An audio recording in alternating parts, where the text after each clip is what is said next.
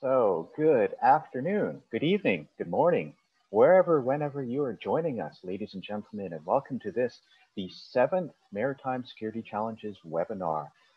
My name is Brett Widoft, and I have the great pleasure and honor of leading the Geopolitical Analysis Cell at Maritime Forces Pacific. That is the Royal Canadian Navy's West Coast Naval Formation.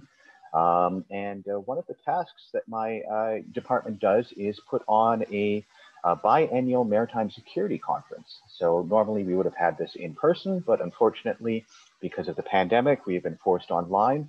But that is actually a bit of a silver lining in that gray cloud, because we get to have fantastic speakers from abroad and not so abroad, such as our speaker, Dr. Tabitha Mallory today, from down in Seattle, just a few hundred kilometers away from me.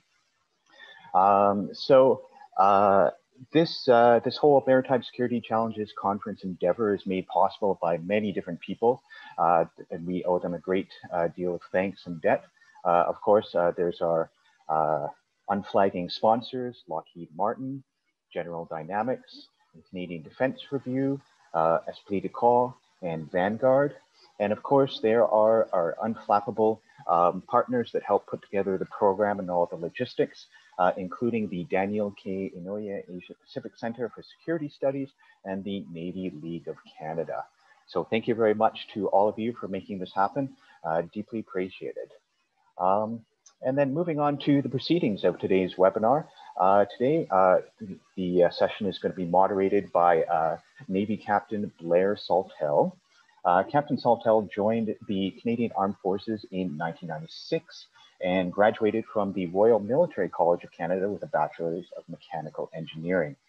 His first ship as a naval officer was HMCS Toronto, where he completed tours in both the Mediterranean and Arabian Seas. Specializing as a fleet navigation officer, he joined V de Quebec in 2003 and then sailed with the Standing NATO Maritime Group 1 and participated in the operation that gave Hurricane Katrina relief. Following that, he moved over to the Pacific Fleet, where he joined HMCS Calgary and then deployed again to the Arabian Sea. Captain Saltel's first command was that of the Patrol Craft Training Squadron in 2009, which involved regular sails with the Royal Canadian Navy's Orca-class training vessels. And as part of that, he contributed to security of the then 2010 Winter Olympics over in Vancouver. His first higher level command post was an appointment as executive officer of HMCS Iroquois in 2012, during which he deployed for counter-smuggling operations in the Caribbean. And he was later promoted to his older ship, our commanding officer of his older ship, HMCS Calgary in 2016, which included deployments to the Indo-Pacific, including Canada's first deployment to support UN sanctions against North Korea in the region there. More recently, he was appointed to command Sea Training Pacific in 2020, which involved readiness training for the first of class Arctic offshore patrol ship, Harry de Wolf, which is becoming operational shortly. And he came on board to be the Chief of Staff in my building, Maritime Forces Pacific Headquarters, just recently. Sir, thank you very much for joining us this afternoon, and the webinar bridge is yours. Thanks very much for that intro. And I have the distinct pleasure of welcoming the speaker, Dr. Tabitha Mallory, who is the founder and CEO of the China Ocean Institute, an affiliate professor at the University of Washington, Henry M. Jackson School of International Studies. Dr. Mallory specializes in Chinese foreign and environmental policy and is currently conducting research on China and global ocean governance, with published work on China's fisheries and oceans policy, something I saw quite often while abroad. Dr. Mallory has consulted for organizations such as the United Nations Foundation, the World Wildlife Fund, the World Bank, the Organization for Economic Cooperation and Development, and the Packard Foundation. She previously served as a postdoctoral research fellow in the Princeton, Harvard, China and the World Program, and has also worked for the National Bureau of Asian Research and the U.S. Congressional Executive Commission on China. Dr. Mallory is a member of the National Committee on U.S.-China Relations is a non-resident fellow at the China-Africa Research Initiative at Johns Hopkins SAIS, and was recently named Research Fellow at the Asia Pacific Foundation of Canada. So it's my distinct pleasure to welcome her to this presentation.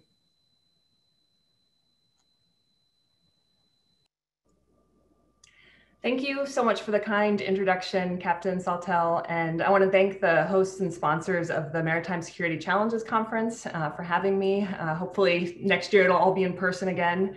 I'd also like to thank Brett Whithoft and his staff for organizing this, and thanks to all the audience members for tuning in. I have some slides I'm going to share. I'll hold those up. There we go.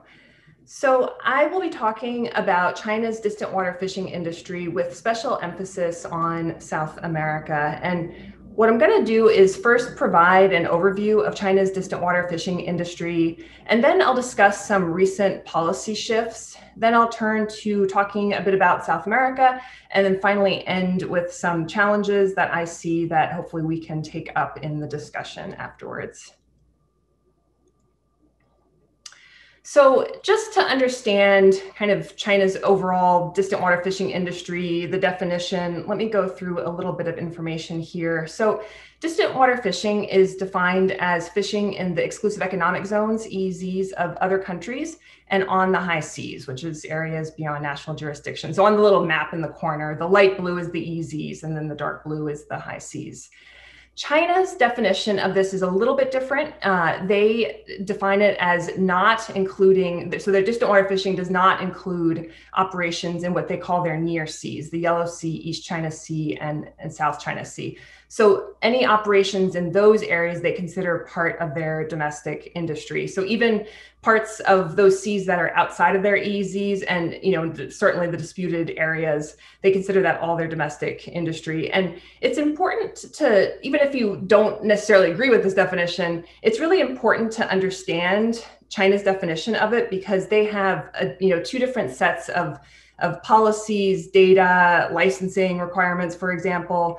And so, even if you don't kind of see it from the Chinese perspective, it's important to understand it, to grasp kind of the overall landscape or seascape, if you will. So they have close to 3,000 vessels as of 2018, and close to 60% of those are high seas vessels. And on average, the high seas vessels tend to be about twice as large as the EEZ vessels. And there's often a lot of discussion and some confusion, I think, about China's overall fishing fleet. So if anybody has some questions about that and wants to discuss that, maybe we can do that in the Q&A. They caught a little over 2 million tons in 2019. That was valued at about 24 billion yuan, which is about $3 billion, a little bit more in Canadian dollars, US dollars, close to 4 billion US dollars, a little bit more in Canadian. And so just for some kind of context and scale, China's domestic marine capture was about 10 million tons. And then, so that's about 12 million tons out of a global marine capture total of 84 million tons. So it's about 14%, although that FAO stat is from the year before, but it's probably roughly the same.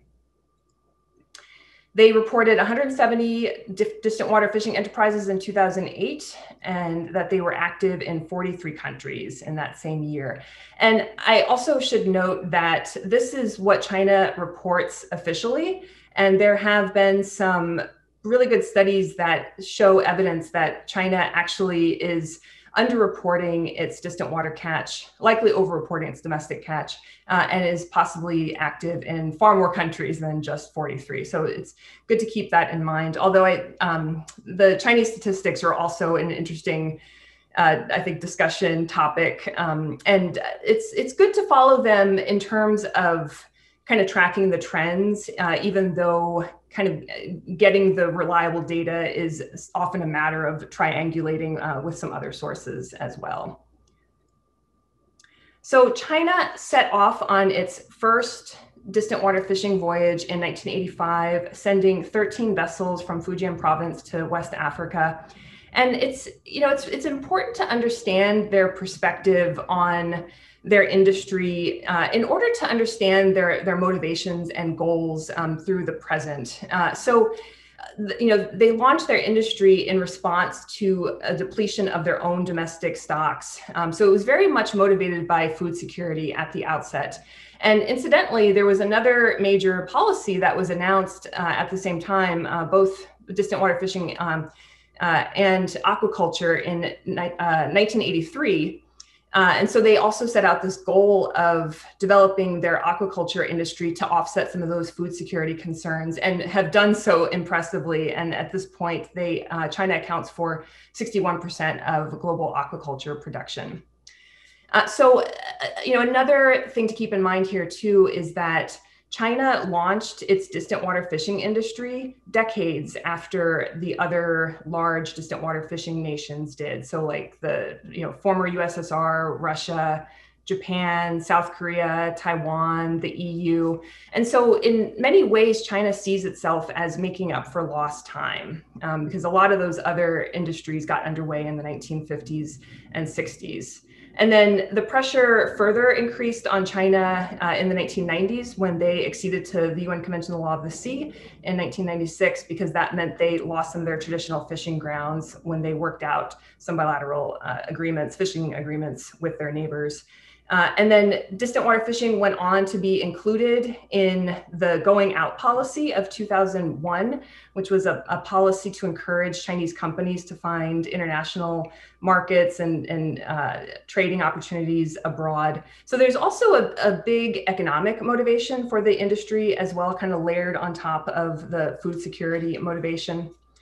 And then one other motivation is, the distant water fishing industry it's an issue of national pride for China and status. And this article from a popular magazine from 2012, I think really captures that well. It's called Deep Sea Fish Chase, Distant Water Fishing Legends and Politics. And you can see how, from the picture, it's kind of, the industry is kind of, portrayed as this, combat, about money and fish, very tumultuous. And in the lower right-hand corner, part of the article had a chart ranking the global distant water fishing nations according to power. And you can see that China was listed last on that list. And so the takeaway from a lot of the messaging, this is just one example from really kind of through this time period, this is 2012, is that China should be economically competitive with this. They should increase their power, and also importantly, they should take their rightful share of the world's resources. And so through this time period, China's focus was very much on expanding the industry. Here we start to see the food security kind of fading away somewhat because China's food needs have been met, through other means, including the aquaculture industry. So it's, the economic motivation and the resource motivation. And then in the last 15 years or so, the distant water fishing industry really takes on more of a geopolitical feel. And here's an article from 2019 entitled "A Retrospective on 70 Years of Fisheries in the New China, the Rise of a Great Fishing Nation." And so that from the article, they discuss, after the 18th Party Congress, distant water fishing met its strategic opportunity. And so the 18th Party Congress was in 2012. And I think most people will remember, this is the speech where Hu Jintao called for building China into a maritime great power.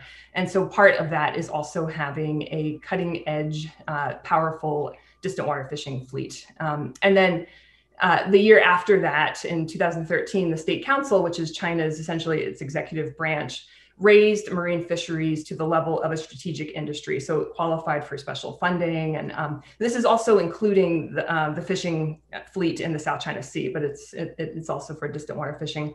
And so here we see China's kind of thinking about distant water fishing as a way of asserting more presence globally. And that's with the purpose of China being able to have a greater say in how the resources are distributed. So if they're at the table, if they, have, especially a large fishing presence, then they kind of can show that they have, they deserve a large stake in the outcomes. That's part of the strategy. I have not seen government documents say this, but certainly other Chinese sources have called the distant water fishing fleet China's second navy. And so in that sense, it's similar to the maritime militia in the South China Sea, in that the distant water fishing vessels can be pulled in for support for more traditional security vessels like the Navy or even Coast Guard to support those in a possible time of conflict. They're not, the distant water fishing fleet is not as organized as the maritime militia, but certainly that potential is there. And there's also historical precedents for this. The USSR used their distant water fishing fleet for reconnaissance and surveillance throughout the Cold War. And another thing is too, ever since kind of this happened, the Belt and Road Initiative has taken much greater prominence in Chinese foreign policy. And so the distant water fishing industry is very much seen as kind of part of that strategy as well. And as a means to increase China's influence around the world, either through incentives or coercion. So in China, in the ping pong world, there's a term in Chinese called Sabiancho, which means to hit an edge ball. And so for the sport, it means that the ball that you hit, it's on the line, as in the picture. And so it's technically in play, but it's very hard for the opponent to hit. And it has another meaning in Chinese, so I think it's really appropriate to use it here. And it means to skirt the line legally or morally.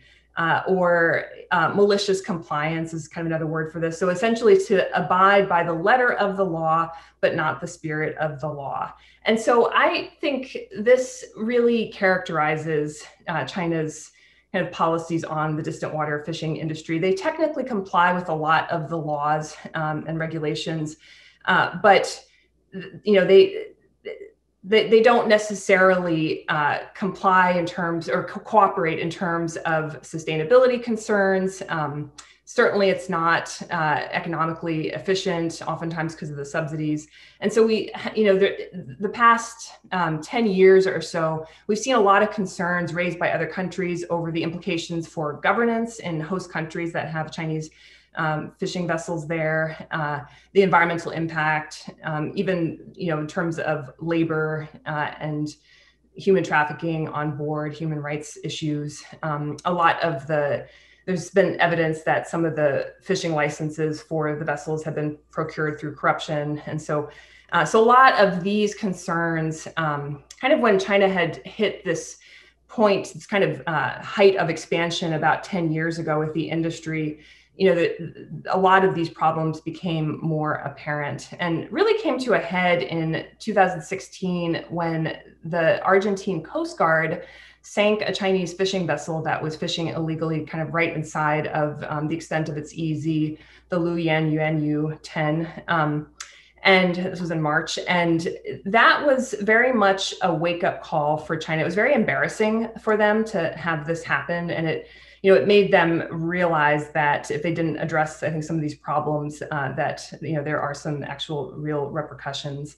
And so we've seen in the past few years some policy responses to some of these issues. In 2015, there was a commitment to reduce fisheries subsidies by 2019 to 40% of what they were in 2014. You can return to that at the end. They strengthened their observer program, so observers on the fishing vessels. They created a distant water fishing training and compliance center. And these, both the observer program and that distant water fishing training and compliance center were created right after, essentially the latter part of 2016, after that vessel sinking in Argentina. They enacted some changes in their 13th five-year plan, both the general one and one more specifically. Well, there's one for fisheries, and then there's one also for distant water fishing. For example, capping the number of vessels at 3,000. But I think, that's a really great example of, where this is kind of an edge ball. So they've capped the number of vessels overall, but they have not capped the overall size in total. So what we've seen is a lot of the older vessels have been taken out of operation and replaced by much more powerful, larger vessels. So it's, technically they're keeping under 3,000, but the overall capacity has certainly increased. And then there are some new regulations for the distant water fishing industry issued early last year, which replaced the ones from 2003. And so here they introduced language on IU fishing, so illegal, unreported, unregulated fishing for the first time, and some penalties for that, which include taking away subsidies if you're caught engaging in IU fishing. They initiated a high seas fishing moratoria last year as well, which some of you might have heard of, for squid. And I think this is also another great example. I think it's a good initiative that they've done this, but some people have mentioned that, the areas are actually themselves pretty small, and they're not necessarily where kind of the main fishing grounds for the squid are. So kind of like a token move, but not necessarily very fully cooperative. And they also issued some high seas transshipment measures, which require the Chinese fishing vessels to report transshipment at sea, which took effect in January of this year. But, a really important remaining question is, how is all of this going to be implemented and enforced? And that's kind of where things are much trickier. So another great example of some of these issues of, the edge ball is looking at the fishing activity by the Chinese fleet off of the Galapagos EZ, which has been happening every year since about 2015. And last year got a lot of media coverage. And so those are all the vessels. Actually, I think they're fishing incidents right around that EZ. And if you look at where these vessels come from, it says a lot about the funding of them. And so subsidies for the fishing industry it's a really important topic, because they essentially encourage fishing where it would otherwise not be profitable in the absence of these subsidies. And so this is an issue that has been discussed at the World Trade Organization, the WTO. They're having a meeting July 15th, just next month, to try to hammer out a final agreement to discipline fishery subsidies globally. And so China is, of course, a big player in all of this. They are the world's largest subsidizer of their fishing industry, and provide 27% of the world's harmful subsidies. And you can really see how this plays out when you look at where these vessels come from. So most of them come from Zhejiang province, which makes sense because a lot of that fleet was fishing for squid, and Zhejiang is kind of a center for squid. And then there was a bunch that also came from Shandong province, and then some from Fujian. And if you look at the data, the catch from the distant water fishing industry also comes from those top three provinces, from Zhejiang, Fujian, and Shandong on the left there. And then if we look at, this is just one subsidy program, the share of the subsidies is also, no coincidence, also Zhejiang, Shandong, and Fujian that are getting those large amounts of money. So what we've seen in the past few years is, as China is moving away from this focus on pure expansion, as they did for really about 30 years, now they're focusing on consolidating the industry and upgrading it in order to capture more of the value added. So starting from the point of harvest, they want to be able to harvest the fish themselves, and then kind of bring it, transport it back to China, process it, and bring it out onto the retail market. And so a lot of the recent policies have been geared towards that. And so the going out policy, which had encouraged companies to go abroad for investment and marketing opportunities, there's now a coming back policy. This is not just fisheries, but it certainly applies here. And so China has been increasingly sending its catch home to China. So about 2/3 of it goes back to China now.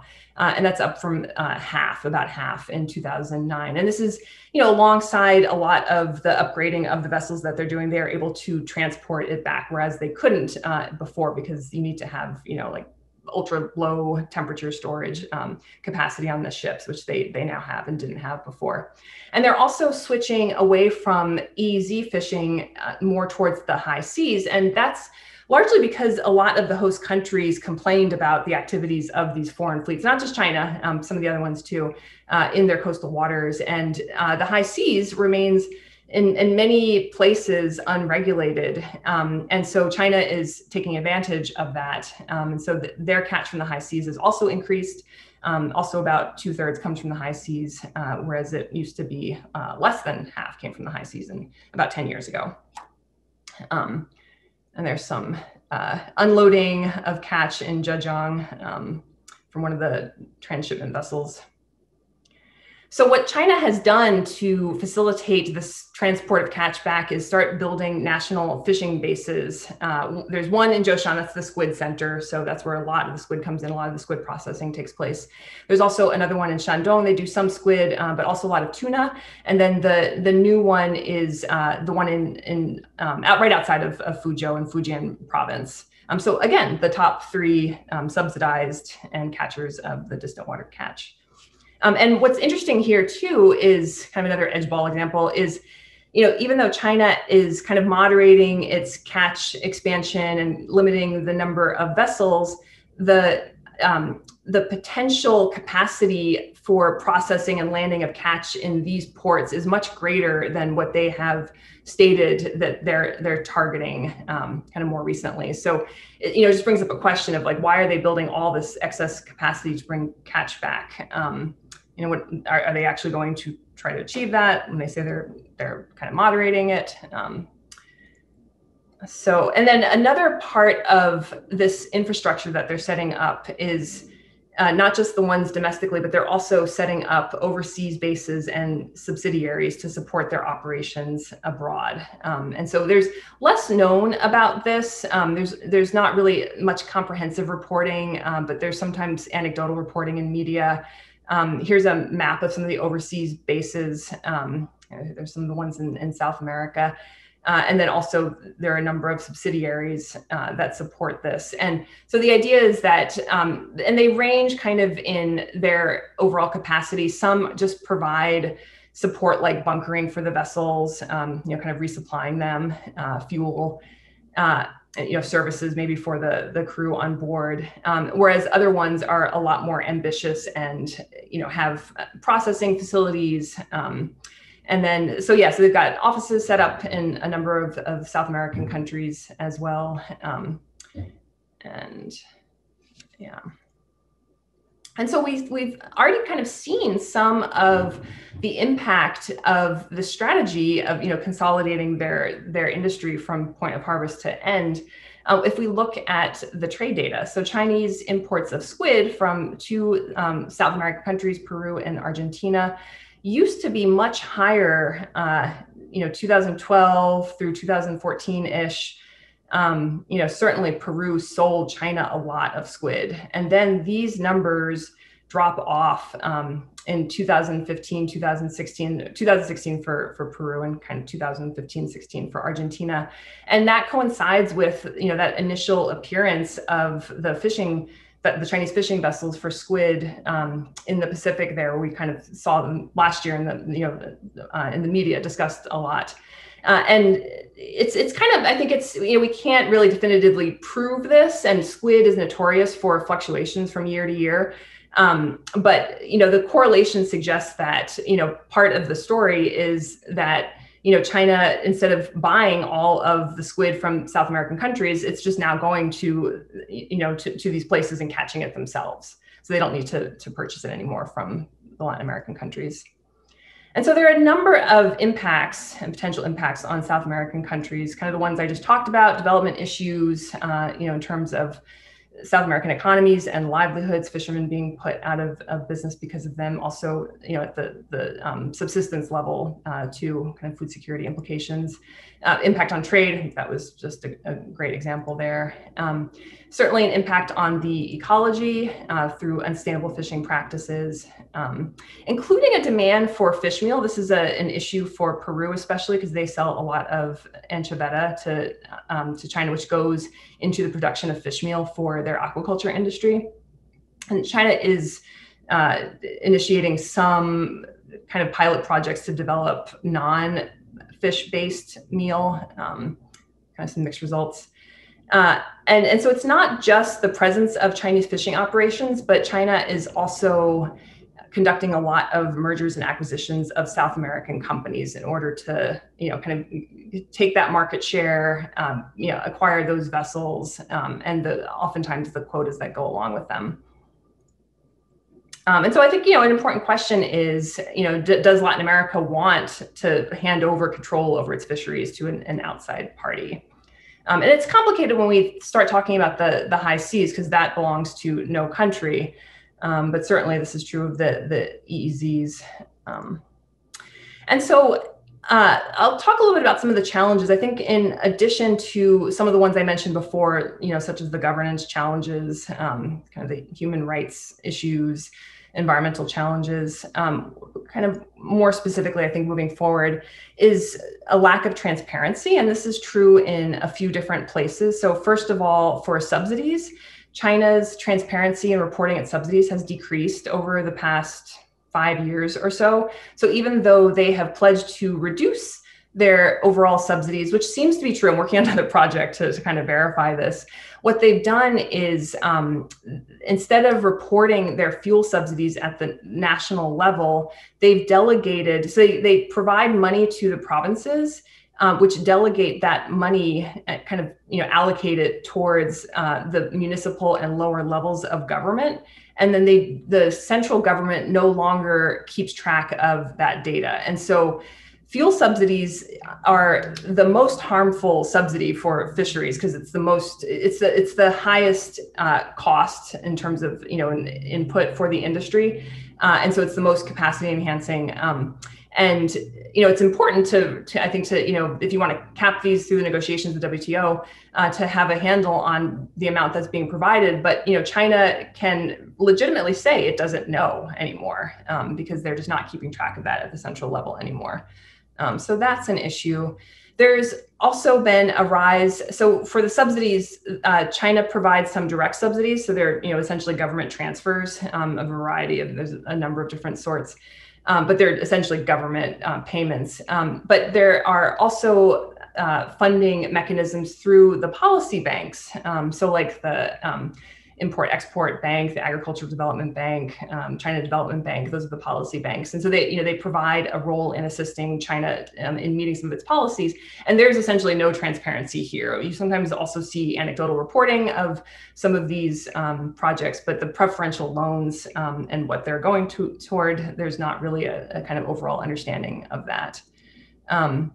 Also, no details really on any of the bilateral fisheries access agreements that are signed between China and some of the host countries. And so, nobody really knows what the, kind of what those deals entail.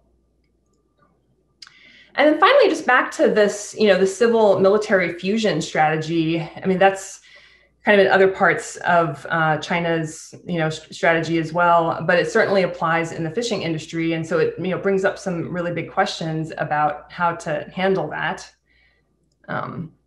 Another issue is we really need better scientific assessment of fish stocks. We have, for some countries, a decent understanding of some of the coastal stocks, but for the high seas, we don't. And so on the left side, I've got a squid there. Certainly for squid, there's not a great understanding of, and there are a bunch of different squid species, I think over like 200, and then 30 to 40 of those are commercial species. And there's just not a really great understanding about any of the squid fishing. And then finally, I'll just end here because I think it's a good question kind of to set off our discussion. And it's, it's a really important question, not just for China, but I think for the world. And that is, how do we divvy up global commons resources? And, so there's two examples that come to mind for this. One is Antarctic krill. So China, the vessels that are receiving the most subsidies in China nowadays are the new Antarctic krill vessels. And so China is, planning to largely expand its krill industry. And so there's a lot of concern about that. And certainly they've kind of balked at creating some marine protected areas down there. But there is already an existing large krill industry. Norway is the biggest producer, and a lot of that lands in the United States for processing and then for the US market. And so, it's actually true that the West has, China says this a lot, but it is true that the West has kind of taken a lot of the resources. It's kind of like the climate change argument, that, the developed countries have produced all the carbon, but these developing countries should have an opportunity too. And so, that kind of conundrum, special and differentiated treatment, we have to deal with that. And then the other example is how to kind of balance the need to protect resources, the marine biodiversity in areas beyond national jurisdiction, with our need for things like marine genetic resources, seabed mining. And so what's interesting here is there's a huge role for commercial interests, but that means information asymmetries. And so getting the balance of, kind of incentives for the companies to invest in, these kinds of projects, while also, making sure that we're protecting some of these resources. I think those would be some of the questions that we're going to be grappling with most over the next years, decades. So I'll end there. I'm looking forward to hearing some of your feedback, questions. Thanks for your attention. Oh, and I'll put if people want to be in touch, that's my email address there. Thanks very much. With the amount of time and interest I'm seeing, I don't want to belabor too much with me talking. So I'll just pass over the first question we've received from the audience. Are Chinese fishing policy and practices changing with geopolitics?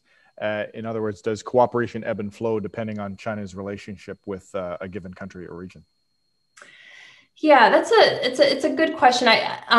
So it certainly depends on, kind of what region you're talking about, and also whether there's pushback from that region. And so, for example, in the past, China has had a large fishing presence in Indonesia, and that has had its ups and downs. And so there have been times where the Indonesian government has just kicked out any of the vessels from China, and then maybe a few years later kind of invited them back in.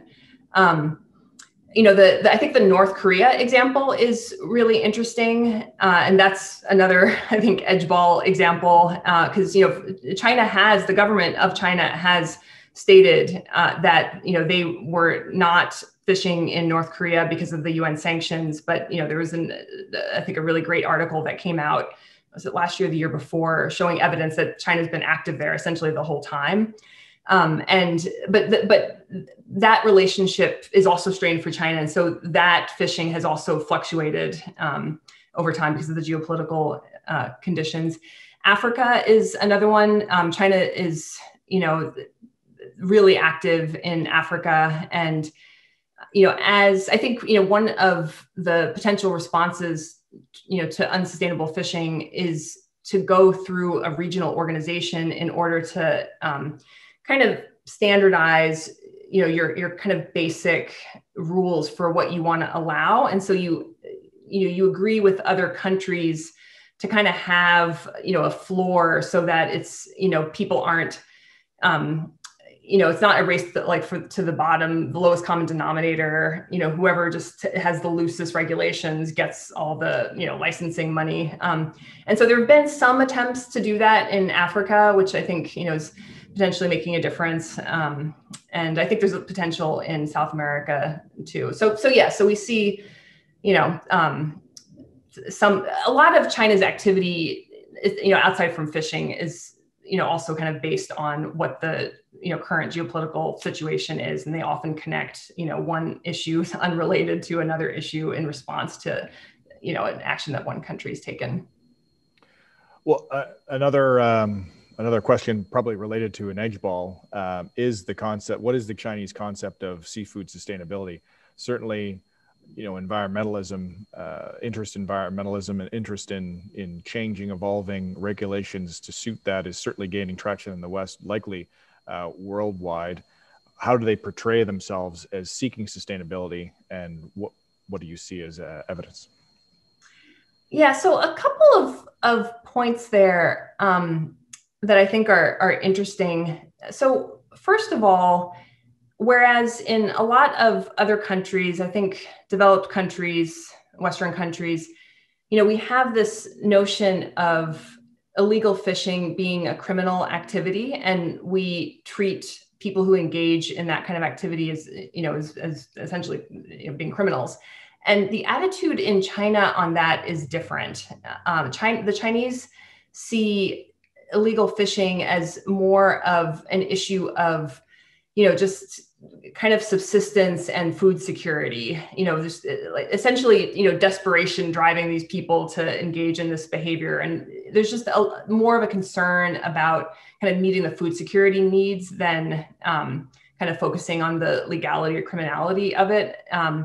And so I think that's kind of an interesting distinction in their approach. And then, another, I think, distinct characterization of the Chinese approach to sustainability is how top down it is.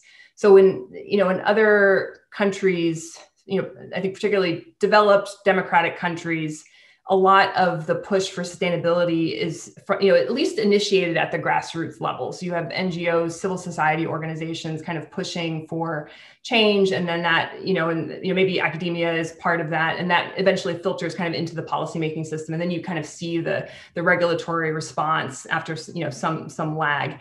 And in China, it's, I think as probably most of the audience knows, China essentially has a stranglehold on its civil society sector. The NGOs are very heavily policed on a very short leash. And so even though in the past China has recognized some of the contributions of, civil society organizations, they really are in recent years setting themselves up to be the leader in terms of sustainability. So it's this very kind of, controlled from the center approach. And the danger there, I think, especially in the past few years with the Xi Jinping administration, is it's also kind of stopping a lot of the information flowing from the bottom up to the top. And that means that the leadership in China isn't necessarily getting the important information it needs to kind of tweak its policies moving forward. Maybe because people are just kind of scared of reporting. They just want to, say what the leadership wants to hear. And so, I think you see some of that also in terms of China's interaction internationally. China doesn't want to hand over, the determination of whether an incident is considered IUU fishing to another country. Like they want to be the primary, actor that determines whether an incident is IUU fishing, for example. So I think those are kind of two of the differeces in their approach from kind of what we're used to. Just a quick follow-up, if I could. You mentioned that China wants to be the world leader in sustainability. Is their definition of sustainability, or also where that sustainability is happening, through a Chinese lens, or does it lend itself to a definition that Western nations would recognize? Yeah, it's. I think you would recognize their definition of it. It's. I think similar to. What I would say is that they really emphasize sustainable development.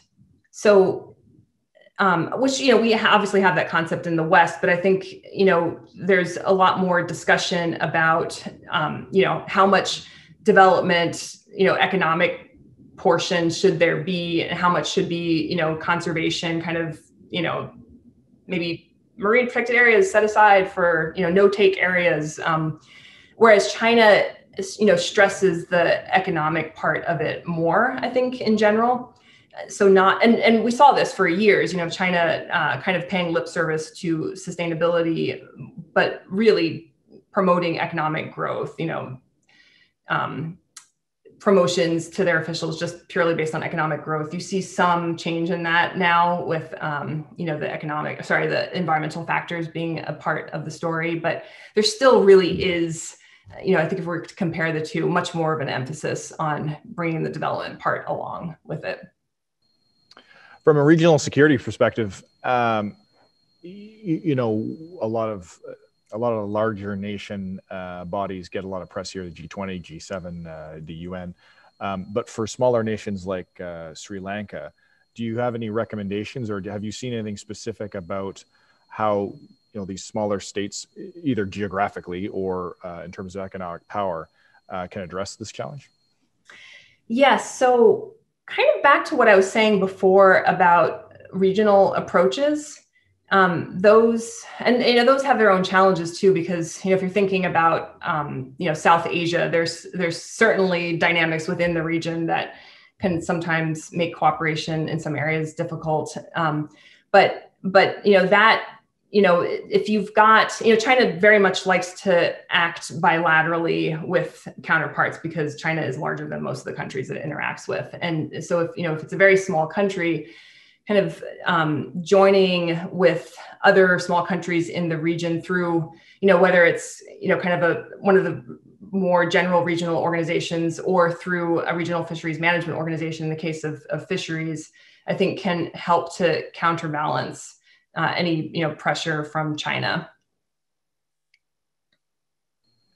One of my deployments, I was present in the Gulf area when sort of the piracy rash hit the east coast of Africa and south of the Saudi Arabian Peninsula. And, a lot of that, if you dig into it, started with fisheries disputes and how, the disputes there led to people turning to crime. What is your assessment of what you're describing, risking potentially sparking a larger conflict or an evolution into something a bit more dire and nefarious? Mm-hmm. So certainly, I think this is true globally, but also true in Latin America. It's pretty well known that there is often a connection between IUU fishing and other types of criminal activity. So going along with the illegal fishing comes drug trafficking, human trafficking, other types of just kind of violence too. And so, like, for example, the Montevideo, Uruguay is one of the most dangerous ports in the world. And as are a lot of other, places where there's kind of a lot of illegal fishing going on. And so I think there's kind of that connection. So, if you're not kind of addressing the IUU fishing, like you're also kind of not maybe addressing portions of other criminal activity. And then I also think it opens the door to conflicts over resources. So much like we are, I think, all expecting at some point there to be, more conflict over water scarcity around the world. That's also true for things like fisheries. I think the South China Sea is a really good example of that. There's other complicating factors in the South China Sea, but a lot of the fighting is over scarce resources. So I think, if we are able to address this issue and, make those resources, sustainable and usable for the long term with kind of a longer time horizon, then, they can be a bigger contributor to local economies and food security for a longer time and maybe mitigate some of that conflict. Just to add on to that, I mean, you've described in your presentation that this is an ongoing issue. You've shown the sort of evolution of it. The expectation is that it'll continue to increase in scope with the added complexity of whatever country and their situation that they're dealing with, but also the ecological and geopolitical consequence that you just described. So, I mean, this is something that happened yesterday. It's happening today. It's going to happen tomorrow. Why is this not front page news, in your opinion? Actually, I think it has been kind of recently. I mean, there's been a lot more people talking about it. But it's to your point though, it's an issue. It's a collective action problem. So it's similar to things like climate change. I mean, we're based in the West here. I know there's a lot of people from around the world, but we're here on the West Coast of the United States and Canada, where we are anticipating having the worst fire season. It's scary. And yet, we can't really seem to get our act together on climate change. And so it's kind of a similar thing, trying to get a bunch of different actors. And also the oceans, as you would know, Captain, are hard to police. They're really big, and you need a lot of technical and other like just vessel capacity to do that. And so I think it's going to require some hard choices. There's a lot of demand for fish in the wealthier countries in the world, and we're going to have to be creative. And this is true of the meat industry too. We're going to have to be creative in terms of finding other sources, or eating from different kind of parts of the food chain for food. So aquaculture has a lot of potential, but there's some challenges with that too. It kind of brings along some pollution if it's not done right. But I think that's something that actually both the United States and Canada could experiment with more, although it's been kind of a mixed experience. But well, it's funny you say that, because my experience is you could probably draw the EEZ, the South Korean EEZ, just using the radar alone. There is a general understanding of where that line is and what will happen if someone crosses that. So in terms of compliance and one country's sort of posture and approach to policing certain areas, it does vary from in my opinion. But on that, the international laws apply outside of EEZs. You mentioned UNCLOS came into effect in 1996. How have you seen? Kind of ratified in 1996. It came into effect in 1994. Yeah, that's right. But it was, those were born from, I would say, predominantly Western society lens, and those law regimes, how have they evolved efficiently to confront the growing realities associated with, as you say, food security? But there's also that changing consensus of environmentalism, but also the ascendancy of other world powers. So, while on the high sea sides of EEZ, there is no specific laws, I guess the question is, should there be? How do you see these legal regimes evolving, and potentially outside of the UN? Should the G7, should the G20 be tackling these to make things happen quicker if they need to? Yes, that's a good question. I think there's still a lot of work on law of the sea to be done. I think I've heard people say, kind of this attitude that, oh yeah, well, we've essentially solved law of the sea issues. People don't really need to work on that anymore. But I think there's still a lot of unresolved issues. And, as kind of cases go to international courts and get resolved, we kind of make more progress on that. But, there are things like, underwater drones, unmanned underwater drones that just weren't even, no one had thought about things like that when they were hammering this out. So, China certainly, has its skepticisms of UNCLOS.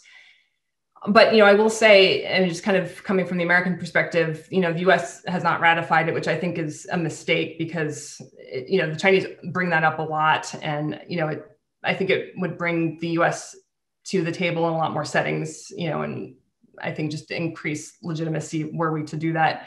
So, I would like to see things worked out through the law of the sea framework, but I think that certainly, parallel discussions in other venues are really important. So not just kind of, organizations like the G20, G7, G8, things like that, but, also things like track 1.5 and track 2 dialogues are really good too, because, some of those discussions kind of filter, up into the policy making apparatus in people's respective countries. And so I just think, I think discussion in general, just having reliable, free-flowing information is really important, and that's a challenge, for a lot of countries right now, having that. But epistemic communities where you're bringing the scientific community in as well. We need to do that. But I think the overall framework with kind of UNCLOS as the Constitution it's a good foundation, and it allows for building upon it. So. Well, I guess on that, in terms of the countries who you've described as being directly affected, do you have any examples of a Latin America response to China's deep water fleet that it was kind of noteworthy? As this is the last question, so for something to leave the audience with, is there any noteworthy response for people to consider? Mm-hmm.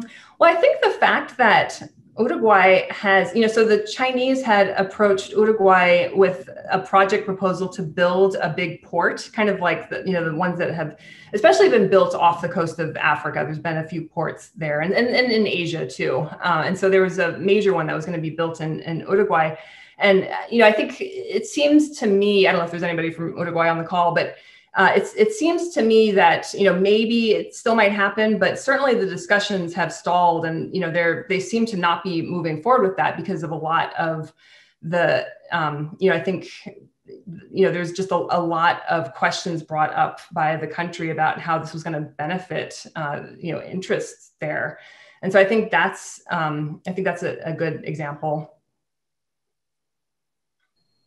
So, I said it was my last question, but just the idea of money, foreign money, sort of tamping down any resistance. That's not necessarily the case. These countries can find it a reason to say this does not benefit me sufficiently to give up what I ostensibly will be given up by signing on the dotted line. Yes, yeah. So I think it's tough to do, but I think it's important. And I guess. I don't know, I think I've probably sounded pretty harsh on China. I think it's important to look for ways to cooperate with China. I mean, things are really tense right now, but we're still all sharing one planet. So, we really do have to kind of figure out ways to resolve these issues. And, like I mentioned kind of when I was ending my PowerPoint, a lot of some of the conflict here is because of the commercial interest. The money really talks. And so kind of getting that balance right and not letting kind of the commercial interest trample over everything. And that's not just one country. I mean, I think all countries kind of struggle with that. We have that in common. So.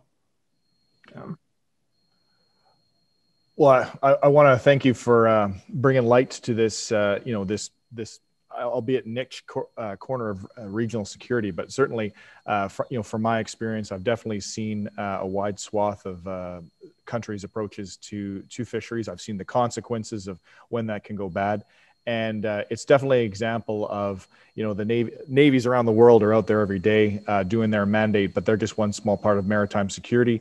And some questions were raised concerning Canada. Certainly, D&D does not have the specific mandate for environmental or fisheries protection, but, we're an active partner. So as you said, the high seas is even more complex, but we all have to share it. And the Canadian Navy wants to be an active partner, both regionally, but also abroad in the Indo-Asia Pacific, as HMCS Calgary, who's deployed there right now, is demonstrating.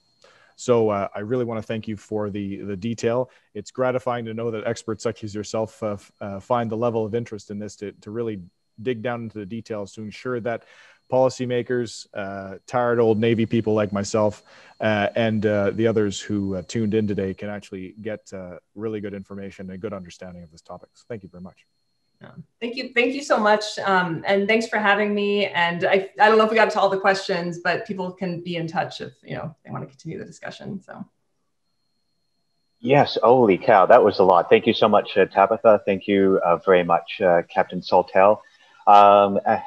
We got through many questions, but there were many more pending there, Tabitha. So in addition to being a researcher, to being a university professor, you're also, you've got a consultancy, I believe, which is China Ocean Institute, which can be reached at china-ocean.org. Is that correct? Yes. Mm-hmm. Yeah, so perhaps people with follow-up questions can contact you there in addition to the email address that you you threw up there earlier. Also, I believe we have your Twitter up there on screen if anyone wants to continue this conversation with you. Yeah. Yeah, so thank you very much. That was a fantastic, wide-ranging discussion on a non-traditional security issue that nonetheless has a fair amount of implications across the oceans and the land. So thank you so much for that. For anyone who might have missed this and or wants to watch it again, viewer, or later, this video of this will be made available on YouTube. If you just search for MSC Conference there, that's Mike Sierra Charlie Conference, you should be able to find this video and pass it along. Again, there are so many partners and people who are involved in making this great webinar series happen. In addition to Tabitha and Captain Saltel, we have our MSC partners, the Navy League of Canada and the Daniel K. Inouye Asia Pacific Center for Security Studies. And of course, as always, our stalwart sponsors, Lockheed Martin, General Dynamics, the Canadian Defense Review, Vanguard, and Esprit de Corps. And to wrap up this session tonight, we have a video for you from Lockheed Martin. So with that, I'm going to sign off. Ladies and gentlemen, fair winds and following seas. At Lockheed Martin, we're on a mission. Your mission. When millions of people are counting on you, you can count on us. To build the impossible, to invent the inconceivable, and solve every problem with speed and reliability.